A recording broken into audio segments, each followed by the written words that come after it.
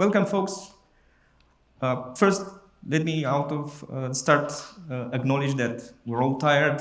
Full week of full day sessions. Probably most of us feel like this. So I hope you got some coffee. Let's do this. We have a couple of more hours to go. I hope I won't bore you to death. So I'm hoping to get some energy in the room. Don't worry, it's not going to be interactive, so I'm not going to put you on the spot or anything, or do any sort of hand-raising exercising here. But first disclaimer, because this seems to be the theme of the conference so far, every piece of code you're going to see, it's fully artisanal. It's not much, but it's honest work. So there might be some errors. If there are things that look like hot takes, probably they are. So just so we have like a common ground here. So why do you care? Why are we here? Well, most Rust folks that are looking into C or C++ interop, it sort of falls naturally because they need to call into some existing libraries that they don't have yet. So no surprise there. But when C++ folks look into Rust interop, I think it's a bit more than curiosity. So there's some degree of desperation there. But jokes aside, Rust code everywhere is increasing at an accelerated rate. I'm seeing this in a lot of companies in the industry. But so does C++, and that's on top of gazillion lines of C++ out there. So hybrid code bases are becoming the norm. Whether we like it or not, with all the complications that come out of this, this is sort of the future we're stuck in. So making this work and play nice together will take a long time. And I mean both tooling and people. So let's get into this. So who thinks about interop? And first thing that comes to mind is CFFI. Yeah, no surprise there. Glue code, some kind of code generators, right? Probably you think of these. Some people who maybe looked into this a bit more, they've seen various approaches with what I used to call fat compilers. Swift does a similar thing. There's similar efforts for Rust as well. Linkers might be sort of corner of your mind when you think about this stuff. And ABI compatibility. So probably it's a soup of all these things. So what are you really going to get out of this talk? Can't promise you like snake oil here. So I'm going to highlight mostly major interop challenges, both in terms of language semantics and tooling. I'm going to do a brief tour of existing solutions out there, some older, some newer, some active efforts in the industry, and tease out some of these avenues of pursuit, things that are maybe cooking now or are aspirational, where we would like to be, right? Sort of the North Star in this space. And it's not just fantasy, as in people are working towards this North Star. And I think the stuff that frames the whole thing is that general high fidelity interoperability has yet to be achieved. Anyone who's sort of dabbed their toes into this has found some solution, but I'm pretty sure they weren't satisfied in some way. Just making things work, it's not going to cut it for the demands of this space, both from Rust side and C++ side, from various reasons that I'm going to share. So although there's many attempts for years in this space, I think most of them fail in some way to cover these requirements, because each one sort of tries to solve the problem of the previous ones, and they make some trade-offs, right? There's no silver lining here, really. And I think it comes from this extreme range of operation of both Rust and C++, from the smallest embedded systems to microservices, cloud things, all sorts of native applications, even web services. So it sort of spans a pretty wide domain. And with this wide domain come different needs and requirements. And when you ask various teams, what do you understand by Rust C++ Interop. They will tell you what they care about, right, in their space, in their niche, in their application domain. So we don't want any performance overhead, right? Avoid marshalling costs and copying things unnecessarily. No boilerplate or redeclarations, no ugly annotations that we need to sprinkle around code. Broad type support with safety. Avoid lowering to C if possible. We want it to be ergonomic. We want to have support to work with dynamic libraries. We need to interact well with the C++ API in some way, right? If we're talking about dynamic libraries and such. We want to automate as much as possible. Many of these solutions require manual intervention or maintaining these synchronization state between various sides of the interop boundary. So nobody likes this toil. So of course, if we can automate the whole thing, the better. Right? We want to debug this stuff, yeah. And I'm not even going to cover today hybrid build systems and all the pain that comes out of that. We already know that on the C++ side. Adding Rust into the mix doesn't make it easier. So in the end, it's the problem space is vast. It covers compiler, interop libraries, debuggers, APIs, build systems, packaging, linking, all these things. I'm not going to attempt to go through all of them, right? But I'm going to cover what I consider the things that people run into most frequently or when they're onboarding. So welcome to this episode of Duct Tape Chronicles. These are some of the projects where I've done damage in the past and ways to shout at me. And as a disclaimer, if it sounds like a hot take, it probably is. Don't throw stuff at me. But I'm open to discussion. So what's out there? The original duct tape might say is C, right? Has been the lingua franca for FFI systems languages. Every API out there is consumable through some C projection in some way. It's the only sort of universal interop glue. But it offers a poor abstraction. No safety, naked structs, public fields everywhere, raw pointers, manual lifetimes. We all know these things, right? No surprise here. So although this is a sort of desperation thing that you can reach out for, nobody sort of deliberately signs up for this stuff, I hope. All right, you're going to see some Rust code, but it's extremely trivial. So I'm going to explain if there's any obscure keywords or macros or stuff. So don't get scared. It's not going to be any heavy Rust concept. So first such tool is bindgen. Probably a lot of people heard about it. It allows Rust code to call into C APIs and generates Rust FFI bindings from C headers. Sort of kind of looks like what you see on this slide. So it relies on this source generation build step. You already see some things on the Rust side, on the right, that weird thing as repr C and some external C. I'm going to talk more about API later. So for now, just let's assume it's familiar boilerplate. The reverse of that is C bindgen. And this allows C code to call into Rust APIs. As we go through this thing, we're going to always consider both sides of the interop. And we're going to see that as we go to C++, the situation is not going to be symmetrical.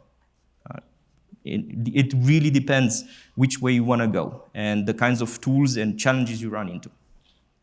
Okay, so for C bindgen, you go from Rust source to C headers, right? You have this projection. Again, same thing, source generation, you're required to make this sort of part of your build step.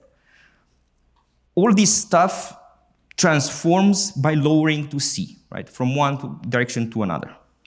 And that means both of them come with some limitations that are related to this lowering. The good thing is that they work directly on source files, right? So you don't need to mess with an ideal necessarily. But you need to integrate this as a part of your build orchestration step. In terms of types, you need to lower to CABI.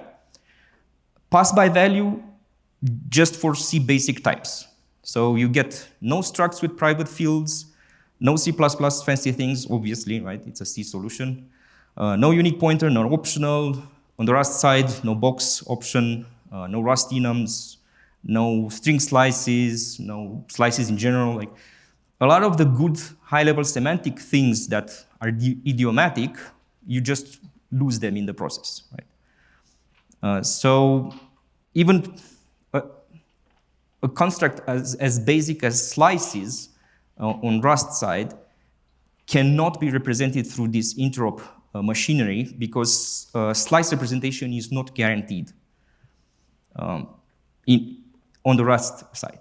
So that's why there are efforts to formalize and sort of crystallize slice representation in the Rust ABI, but we're not near there. So you lose a lot of the things you want to reach out for. Enter CXX, right? How many people heard about CXX? Oh, god damn, I promised not to do hand gymnastics, sorry. So probably most of you heard about CXX. It's a mature solution, has been out there for years. Many companies are using it, does the job. Right? And most people that need this stuff usually reach out to CXX if they need C++ semantics and they're not satisfied just with C. This thing is a macro-based ideal, right? It looks like the thing in the box at the top. You have that CXX bridge macro. When you just see square brackets in Rust, it means some kind of macro magic. And you have a special module in Rust in this ideal, which is called the FFI module. And that's where you put your representation for the common types that you plan to share across both languages. This being an ideal, it needs to be separately maintained, and that's a manual thing, right? There's no automation solution for dealing with the CXX ideal. But you can be very surgical about it, as in declared in the FFI module from the CXX bridge, declare just the types and the functions that you plan to access across the bridge, the intro bridge, right? So you don't have to cover more than you need. It's a gradual adoption thing, right? So from this thing, you produce, like you see, the two representation, Rust on the left and C++ on the right. So pretty straightforward. There are some drawbacks. CXX is a highly opinionated framework for interop. It had to make some trade-offs, and it had to choose how to map certain language semantics from one language to another. Sometimes you might not agree with the choices, and there's almost 0 degree of flexibility in you sort of controlling what happens. So if you like the choices that the library made, you're good to go, right? So what you get are most standard types. You get slices, all the types you put in your ideal, C++ classes, unique pointer, optional on both sides, so box optional for Rust. You get string slices, strings, vectors, general slices in general. You get all the good stuff that you want, right? And they're mapped in a sort of intuitive way. I think for most of them, you wouldn't be surprised on the choices. But CXX doesn't know about the memory layout of the user types. So that means that passing by value, it's not an option. You need to box the types on both sides, so unique pointer or box of T, right? And it relies heavily on pinning, which severely reduces ergonomics. So who's familiar with pinning? I can explain. Very few hands. So pinning in Rust ensures that an object's address remains stable to support things like self-referential structures. This library forces Rust programmers to work in a pinned style, as in constraining natural Rust idioms around move semantics and borrowing. So sort of in Rust, pinning is more of a crutch than a thing that you want to reach out for. So it's reserved for very special things, in general, features. So whenever you force developers to pin things, you reduce a lot of the expressivity and the idiomatic code that you would otherwise write. So you end up writing a lot of address stability requirements that originate from the C++ side, and sort of these things pollute the Rust context. So it makes it uglier, less ergonomic. Another solution out there that is less known, it's a newer solution, is Zngur. And this also relies on a custom IDL thing, those .zng files that you see on the right. What's special about this one, aside from other things, it makes different trade-offs as CXX. And it makes some good choices.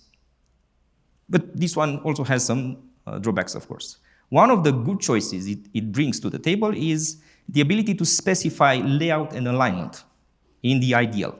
Right? This, again, is a manual step. Like the whole process of defining these IDLs, it's not automated in any fashion.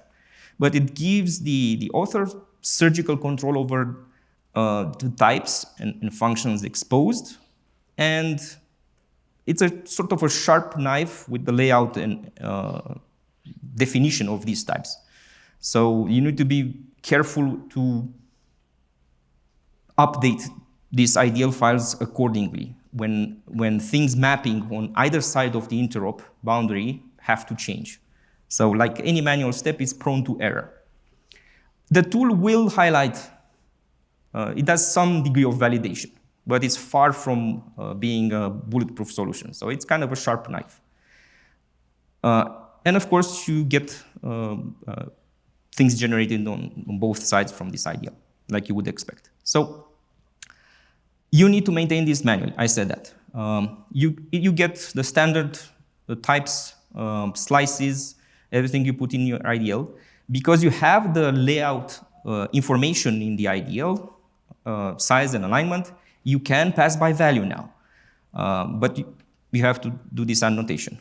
So no more need for indirection and boxing and putting things on the heap. Passing by value is something we want.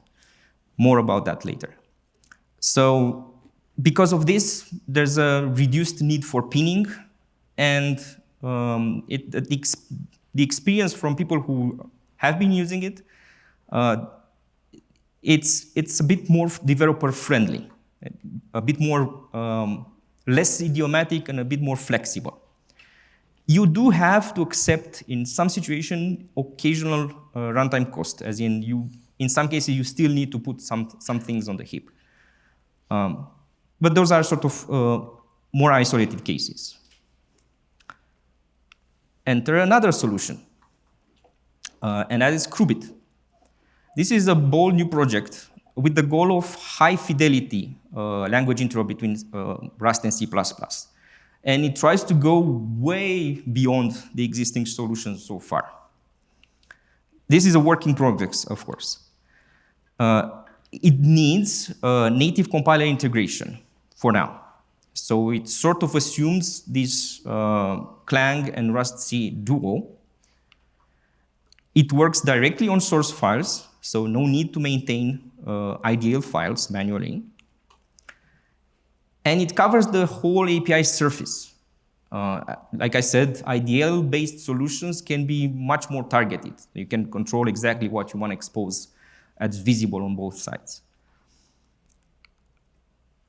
In terms of C++ compiler diversity, it doesn't support anything but Clang at this moment, right?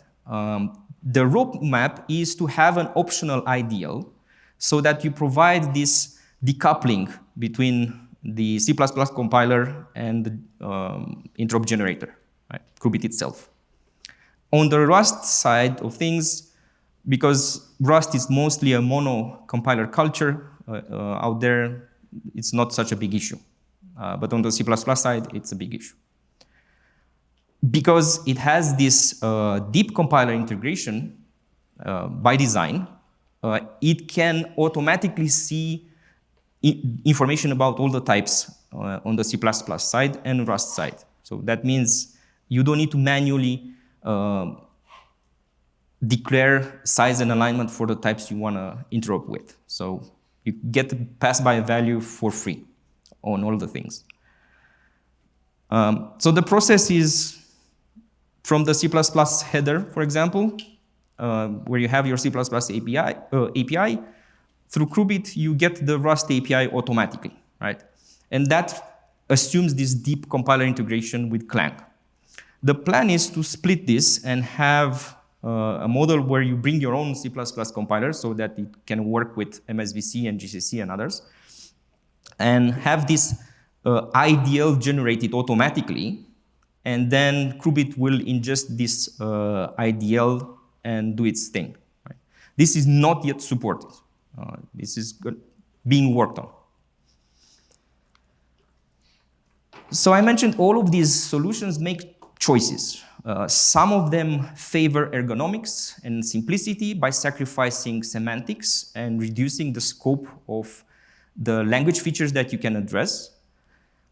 Some of them go really deep, right? And make deeper assumptions. So as a spectrum, I wanted to sort of give an idea where things land. So on one hand, you have toolchain agnostic solutions with specific API bindings that you can control. They can provide API stability for the thing. You can even have some kind of version resilience in case you evolve the compilers and your types. And they support dynamic linking, right? Things like CXX and Zngur are closer to this end of the spectrum. Cubit is at the other end, where, like I said, it requires tighter compiler integration, at least as of now, but it's much more ergonomic. Like everything is automated, right? Almost no human intervention needed to maintain these definitions for interop types. And it also binds everything. So it's mostly designed as a blast solution, as in I have a huge API surface and I'm just going to assume I want all of it, right? I don't want to spend time to just a la carte consume this type and that type and maintain some IDL for that. So it just assumes like, oh, I have this giant API for some, I don't know, service, and I want all of it to be accessible from Rust, right? It by its nature, because it's tightly integrated in with the compiler, it assumes an unstable ABI on the Rust side, and assumes that you're going to be in a workflow where you always compile everything from source. You know, I know not everyone is in that camp. That's why I'm saying that there's choices here. So it's going to be very hard to find a solution that fits all, right? So this is very much a build your monolith, all your parts, both the Rust parts and the C++, you build them from source at once. Oh, what the hell happened there? Sorry about that. I don't know how that happened. Anyway, language semantics. I mentioned this earlier. That's weird. The font is tiny, not intentional. So there's C++ features not having a direct Rust equivalence, right? Things like function overloads, sphinx, operators overloads, and so on. I'm going to give some examples.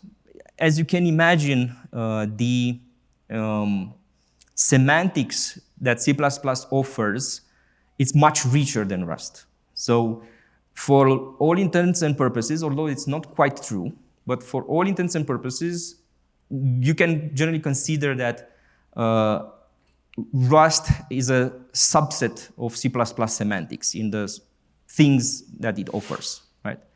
And sometimes there's profound semantic differences between the language constructs, right? Even when they seem to be covering the same kind of concept, right? So generally, Rust is less expressive than C++, in a good way, I would say, but that's an opinion rather than. Because of this, using Rust code from C++ is much easier than using C++ code from Rust. I'm going to show explicitly why. I mentioned earlier that this interop relationship is not quite symmetrical when it comes to C++. So calling C++ from Rust is generally harder. C++ features not having direct Rust equivalents. I'm gonna give a concrete example with overloading and say more about that. Dealing with unsafe, the usual suspects. I don't think you're gonna be surprised. Dealing with lifetimes, aliasing for pointers and references, mutual exclusivity, movable types that are not mem-copyable, and so on. I'm gonna talk more about the last one.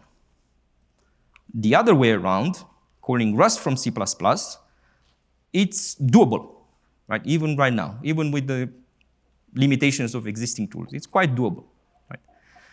I forgot to mention this earlier, but the interop needs that a project might have are not necessarily fully symmetrical either, right? So you might lean heavier on one side. You might have some Rust leaf component in your big C++ project, or there might be heavy. There might actually be like really duplex interop communication between the modules in different languages. So it really depends on the nature of the project and how far along you are in writing more components in Rust in that project, because I'm assuming Rust will be the new thing in your project.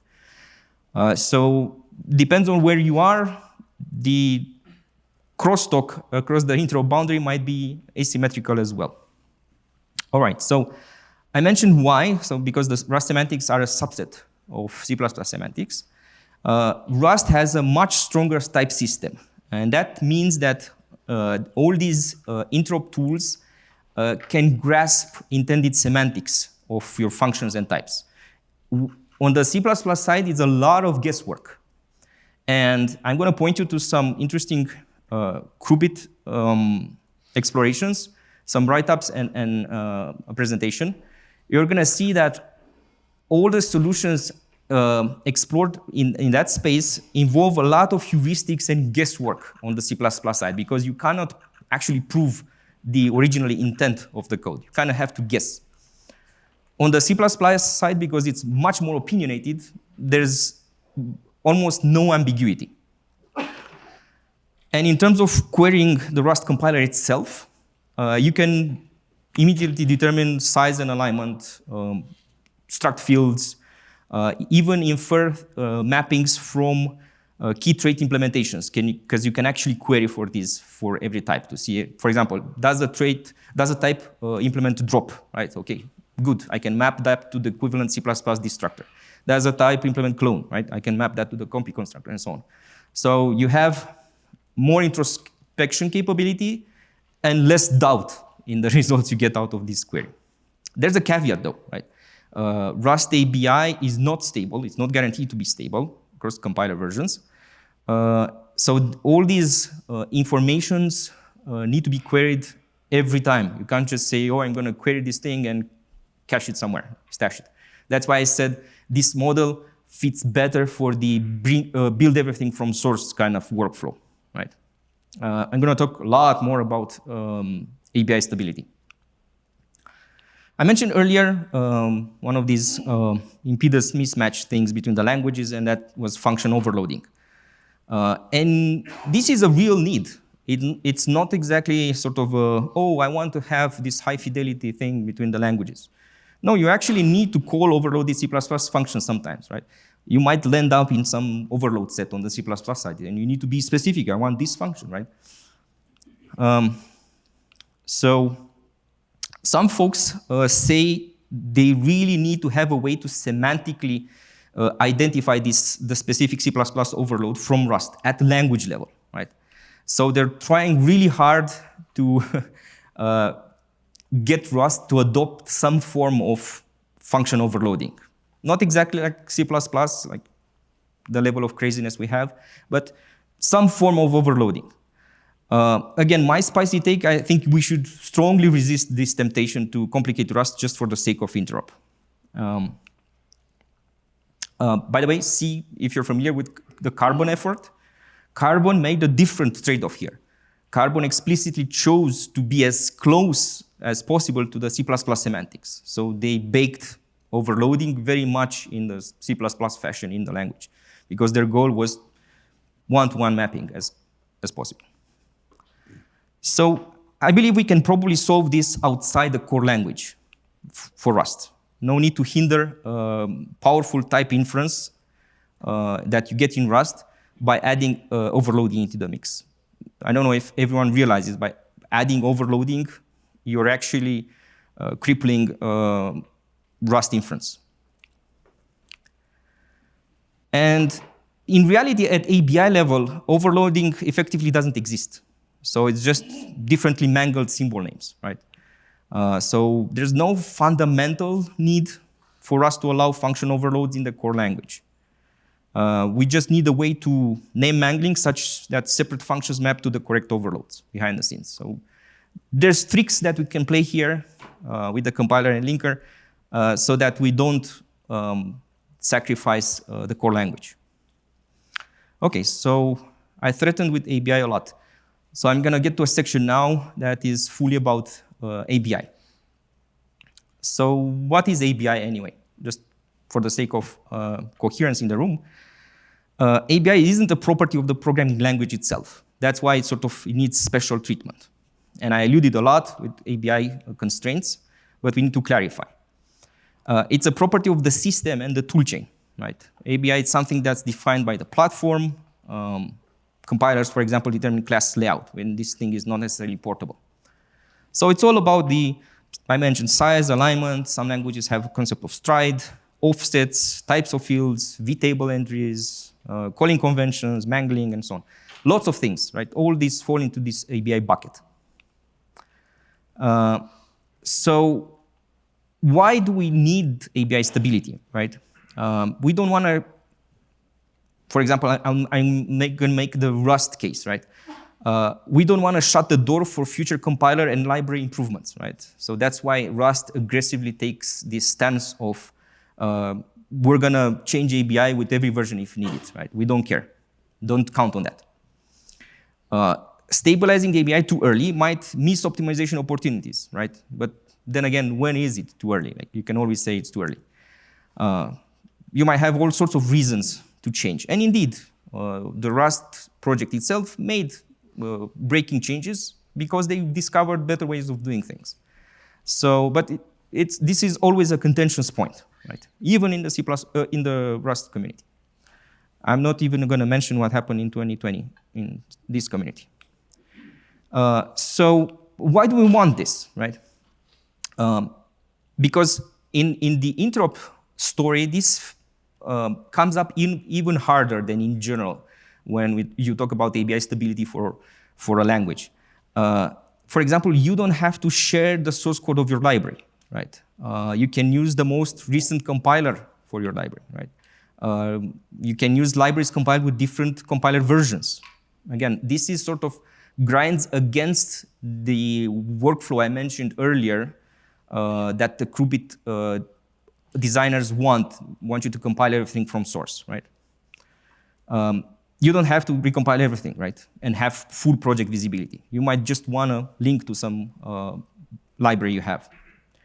Binaries can be shipped and updated independently. Think about patches, right? Security updates and so on, right? Multiple programs can share a library and so on. Plugins, extensions that are dynamically loaded. I think these are not surprising things. And of course, the elephant in the room here, the language interop and hybrid projects. So there have been many attempts to work through this, right? From old school things like COM to modern things like Swift, right? I think Swift was a recent pioneer showing that you can have your cake and eat it too in terms of ABI. And they did that in Swift 5, where they figured out a way to provide library evolution for the Swift library and the compiler and also provide ABI resilience. And I can hint a bit more about how that works. I've linked there a full presentation by Doug Gregory if you're really curious in all the details. I think there's learning value there. Might be in Swift context, but they're not necessarily alien concepts. So, about struct layout. C++ compilers could provide class data members with layout metadata, right? This all boils down to some way of describing types, right? If we go back to the days of COM and so on, these are not necessarily novel ideas, right? Allow representation of struct fields, Rust struct fields in C++, and the ability to retrieve this layout information through the compiler on both sides. So type layout should be as if we had the whole program. So that's sort of the what I mentioned earlier with whole project visibility and compile the world, right? For example, let's say we have a widget library, should have layout the type without indirection, like within the library itself, and expose some kind of metadata with layout information, the usual things like offsets and padding and alignment and size, all the usual suspects, right? So you have this metadata information that can be synthesized automatically by the compiler, right? I'm not saying this needs to be something that you write by hand, like I mentioned earlier with the Zngur solution in the IDL. So this is stuff that the compiler knows, and it can synthesize these when needed on the spot. So you have two sides of the story, right? You have the client or the external code, and you have the library, as in the internal code, right? When we talk about Rust and C++ Interop, we're going to talk about a similar thing, where we have an internal ABI that Rust uses, and that's a wild thing that you can count on. And then you have an external ABI, and that's the ABI that you interact with. And one example of that is when you say, I want C ABI representation for my Rust structures, right? That's just one manifestation of an external ABI, as in at the boundary of your interaction with the external world.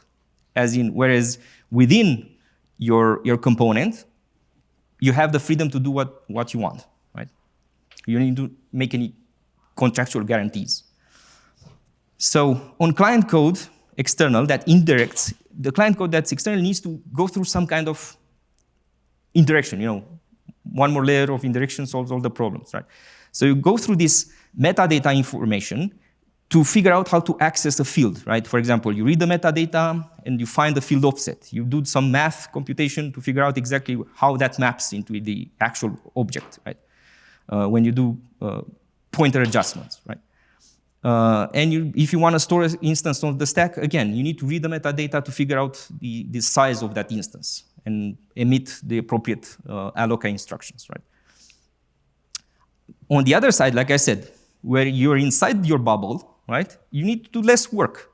And that's why this ties in heavily with the performance constraints. You don't want to pay the cost of these indirections everywhere, right? You want to isolate the costs of these indirections that provide resilience for the ABI and reserve them just for the contract, just when you interact with the outside world, right? Again, going back, when you are inside the library, you can just skip the steps of metadata arithmetic and retrieval of this metadata information and all the indirection computation so that you speed all the things up. And by the way, all these things can be done and cached when an external component is loaded. Let's say, think about a scenario of loading a dynamic library into your process, right? You can query this information at runtime once when you load that module, and then you just need to do this dispatch arithmetic, which is not costly at all. Whereas the metadata generation can be a costly affair, especially if it's a large module. But you do it once. And of course, you need dynamically sized things, right? I have a bit more detail here, but I'm going to skip it. So it all boils down here to the interop domains, right? By explicitly modeling these boundaries, like what goes together, what should be separate, like what are the modules that we compile always together, what are the things that I'm consuming and they might be compiled elsewhere or previously, right? And optimized deliberately. I made some diagram here to explain the things, right? So you have depending on where you draw these boundaries between your components, and again, it should be a deliberate choice. People should not just like willy-nilly try to, oh, I'm just gonna rewrite this function in Rust, I'm gonna put some C++ over here and call some Rust code over there. Shouldn't just do it wherever. This needs to be a sort of a orchestrated approach and thinking about these boundaries clearly, on purpose. Okay, I said all these things, but it's good to have them on slide. So one thing that is crucial in this story is tail padding. Who knows about tail padding? Oh, okay, so when you lay out your structures, how about padding in general? Right? Okay, now I understand where the problem was. the problem was the tail.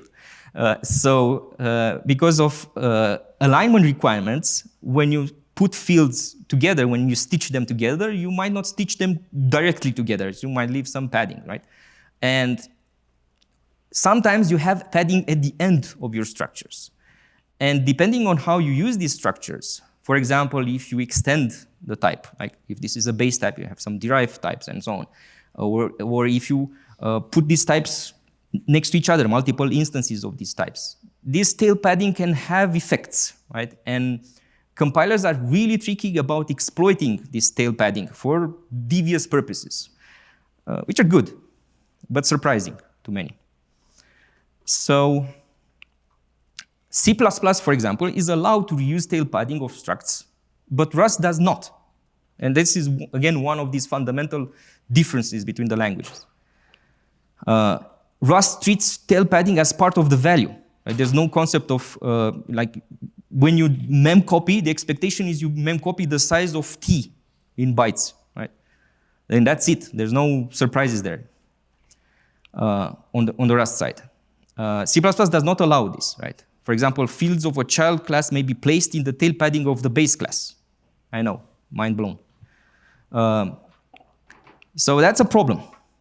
Another example, a field with no unique address may have its tail padding reused for the neighboring field, just because you can, right? So this prevents Rust from turning a C++ child reference into a base class reference, and because doing so will allow overwriting this tail padding, and thereby sort of chopping existing valuable information in the object on the C++ side. So again, this is a fundamental difference between the languages that if you're not aware of it and your tools do not account for this sort of thing, you're doomed. You saw earlier in some of my code snippets the wrapper C business, right? This is what most people do today, right? That's what they understand by stable ABI. When you see, oh, use stable ABI in Rust, they just mean this, right? But then again, this is a highly sacrificed universe that you need to live in, right? This is the status quo, but it is what it is. So you're limited to these things that you see on there, right? Mostly C universe, like you'd expect. Again, slices is a big no, right?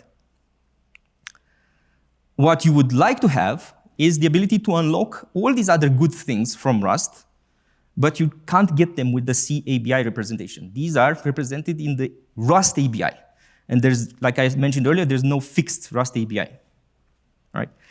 But there's tooling to check for compatibility. There's tooling by, one example is right there, the Krabby thing. You can check to see, am I breaking the ABI expectation for this Rust representation, this Rust structure, for this version of the Rust compiler, right? Because it might change from version to version.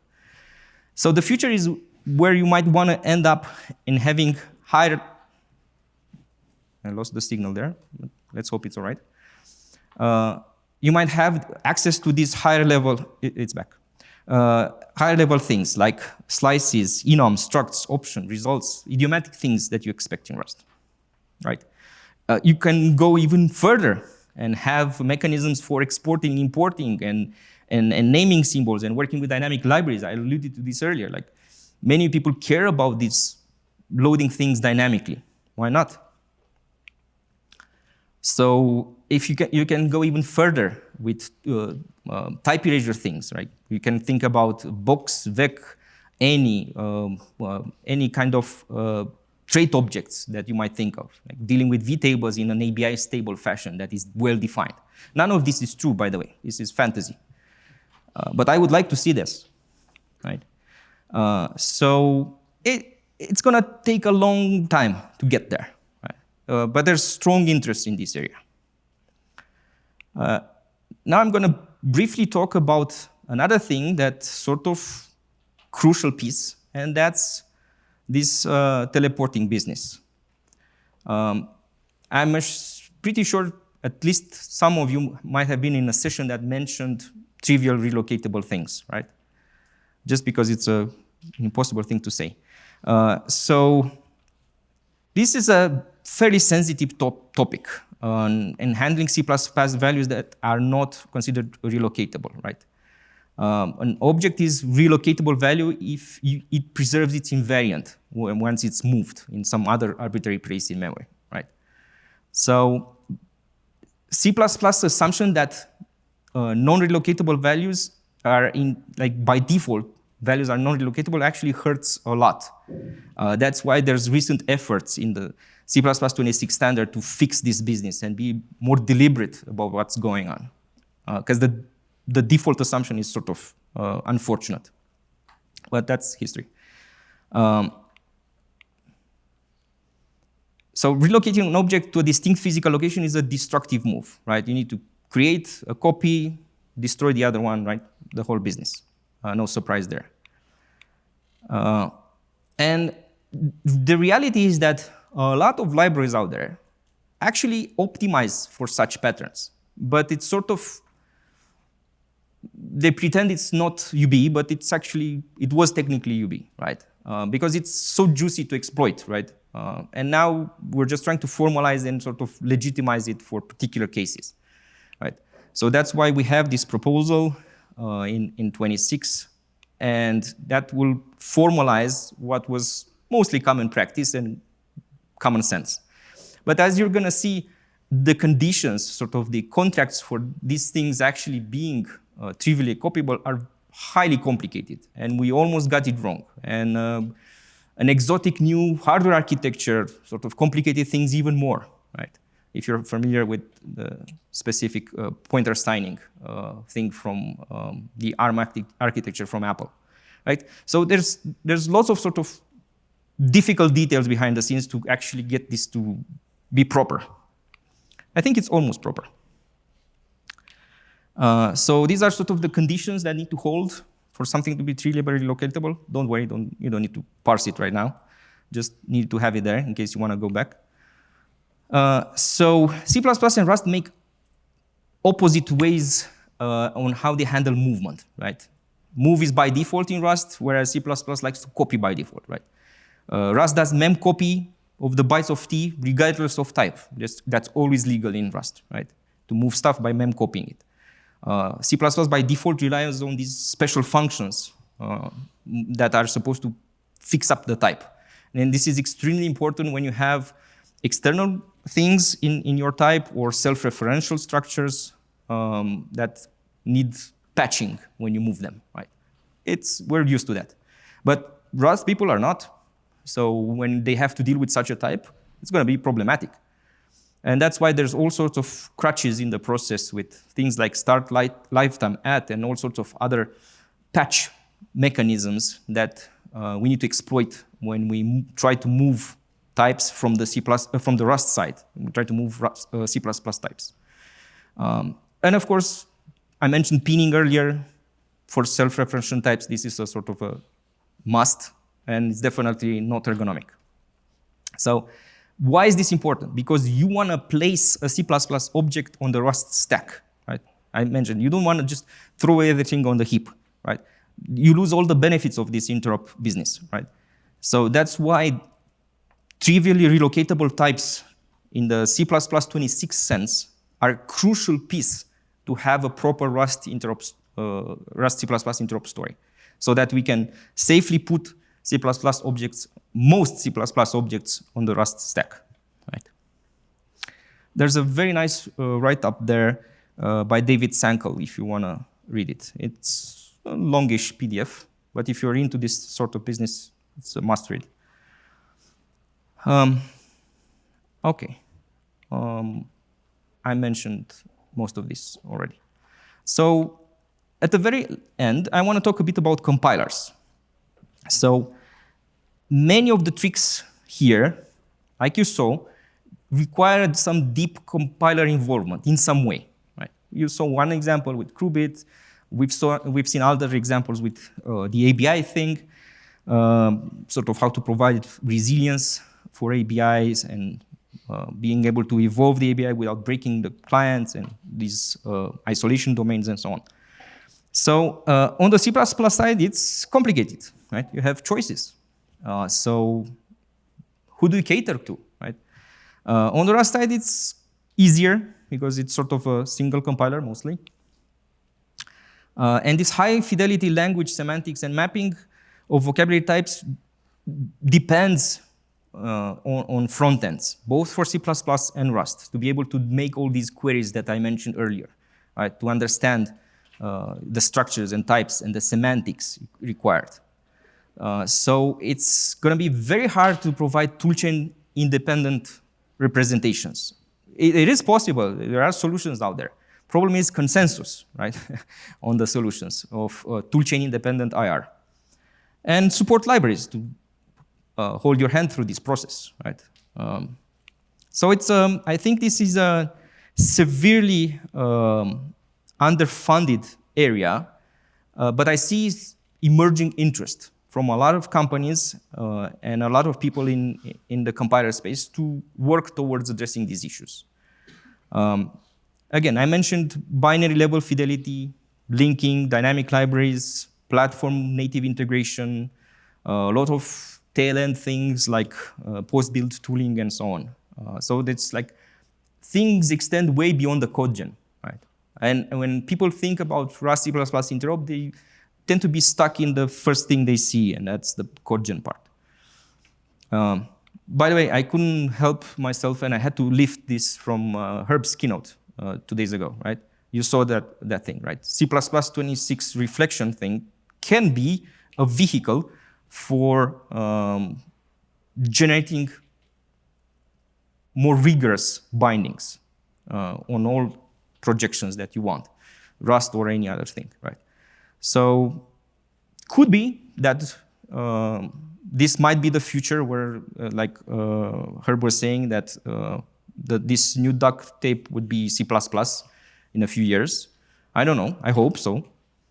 But in the meantime, until we can actually do the fancy futuristic things, we need to focus on what we have in front of us, as in some short, medium-term solutions before we get to the North Star, right? This year has been a highly interesting year for Rust C++ interop. In the Rust project itself, in the community, even in the C++ community, if you were in those parts of the ecosystem. So there's strong interop interest. This year more than any other year. I don't know why. So for short term, a bunch of us are working towards contributing engineering time to these key interop crates because there's people are using them, all of them, all the things that I mentioned earlier. They're being used. We can't just say, oh, let's just throw them away because we're working on some shiny new thing. So short term, we need to sort of move incrementally to sort of polish them and fill some of the gaps, right? And in doing so, we gain more perspective on what people need and the friction points they face with each solution, right? Because I told you, the needs are different of various projects and so on. So we can learn a lot in this process, even if we know that these are not the best long-term solutions. Medium term, we want to evaluate approaches for seamless interop, like Cubit attempts to do, right? And we're trying to document the problem space, even agreeing on what the major problems are and agreeing on how we should prioritize and approach solutions is very hard. When we have these discussions across industry, in the community, these are sort of, we quickly realized that we're coming from very different places, right? And it took a long while to at least map out the territory and figure out the overlap areas between our needs, right? And by the way, the Rust Foundation actually participates in the C++ standardization process now, just because of this interest in interop, right? That doesn't mean they're gonna hijack C++ and just sacrifice it so the Rust interop becomes better. There's no chance. C++ can self-sacrifice. They don't need Rust for that. But if you see John Bauman in C++ world, try to be welcoming and chat with him. And we also have a double agent, which is David Sankel there. If you're interested in participating in these discussions and study groups, there's a Zulip server with a dedicated interop channel. You'll find many C++ familiar names there. You will be surprised. And we had a bunch of study group meetings. There was one in February and a big one in May at the Rust All Hands. That was a 3-day, you don't get to see the sunshine discussion just about this topic. And a recent one at RustConf on September 2nd. So if you're interested, it's open participation. You don't need to pay some incredible amount of money or have some supporter to send you there. They're even hybrid. Most of them are hybrid. If you want to go deeper, I do recommend 2 talks that are extremely well done and go into some nitty-gritty details that I can't cover today. For example, and I picked 2 that are sort of very different in style. Remember that spectrum of trade-offs for interop? So I picked one on Zngur and Rust C++ interop. This is by David. And this one is, This one is already online. Put the link there. You can Google for it. This one is not yet online because it happened 2 weeks ago. This is another incredible presentation by 2 folks from Google on Cubit, but it goes way beyond Cubit to talk about some of these interop challenges. All right, so with that, I have a few minutes for chat, questions, throw things at me, whatever. Even if we go off the allocated time, I'll be around till tomorrow. So grab me and ask me one-on-one. So, okay, thanks for coming.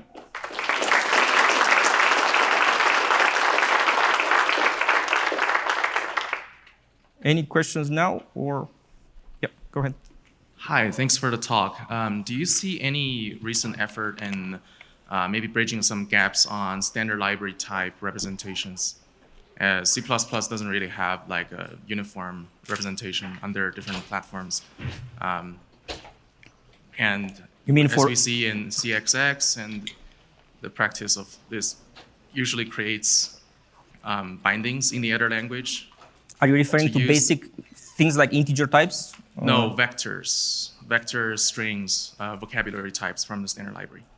Well, solutions like CXX and Cubit map those pretty well.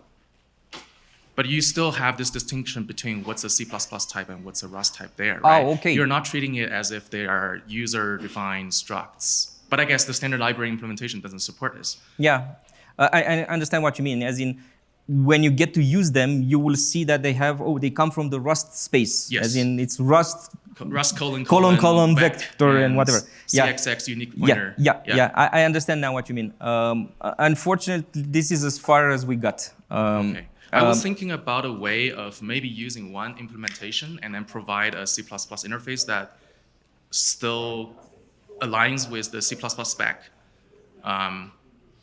But that's maybe immature to think about. Well, but there are many functions in C++ standard types that you cannot express in Rust. Think about even overloading, like I mentioned earlier. Of course, those ones are going to be hard. It's going to be problematic because it's like you have no way of mapping all the functions in that type. But if you think about vectors are just being 3 pointers. Oh, the representation. They can have the same representation, but can provide different interfaces that both operate on the. Yeah.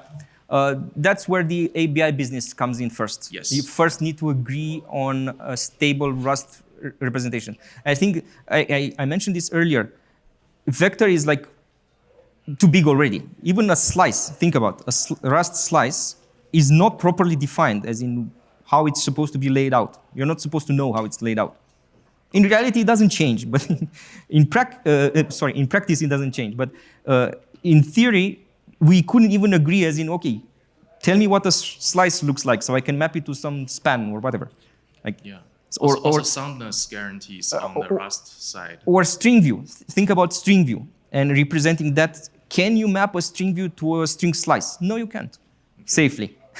Okay. So it's nowhere near solved. No. Great talk, thanks.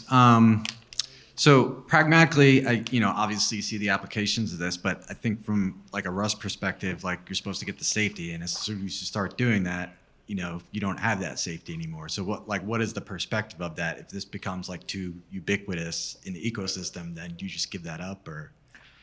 For the safety angle and gradual Rust adoptability, I would point you to the Google study that was published, I think, end of last year, if I remember correctly.